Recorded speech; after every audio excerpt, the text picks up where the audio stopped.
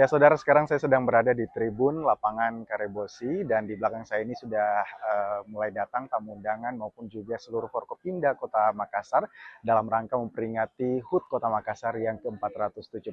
Nanti juga ada berbagai penampilan dari Dinas Kebudayaan maupun juga Dinas Pemuda dan juga Olahraga Kota Makassar untuk ikut memeriahkan HUT Kota Makassar yang ke-417. Perayaan HUT Kota Makassar ke-417 digelar secara sederhana, digelar di Tribun Lapangan Karebosi Makassar 9 November 2024. Perayaan ini dihadiri para wali kota dan wakil wali kota dari masa ke masa, serta sejumlah kepala daerah di Sulawesi Selatan.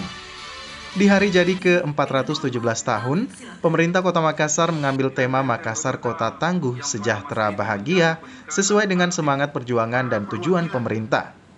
Di momen HUT kali ini juga hadir sejumlah calon wali kota dan calon gubernur. Ini sebagai bentuk persatuan di tengah momen Pilkada serentak 2024.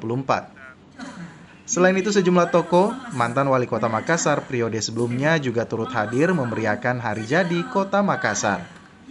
Pemerintah Kota Makassar pun memberikan apresiasi berupa penghargaan tanda jasa kehormatan kepada warga, ASN, non-ASN yang dinilai berprestasi.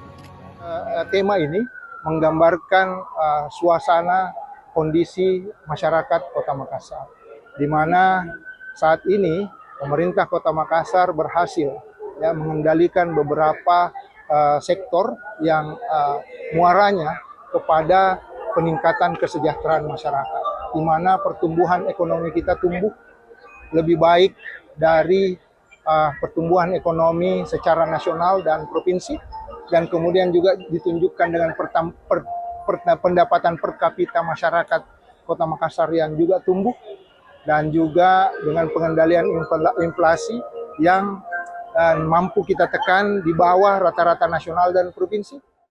Semarak upacara HUT Kota Makassar kali ini tertuang dalam tarian yang dibawakan oleh 100 penari dari berbagai yayasan. Gerakan tarian ini bermakna keseharian masyarakat Kota Makassar dalam menjaga keindahan kotanya.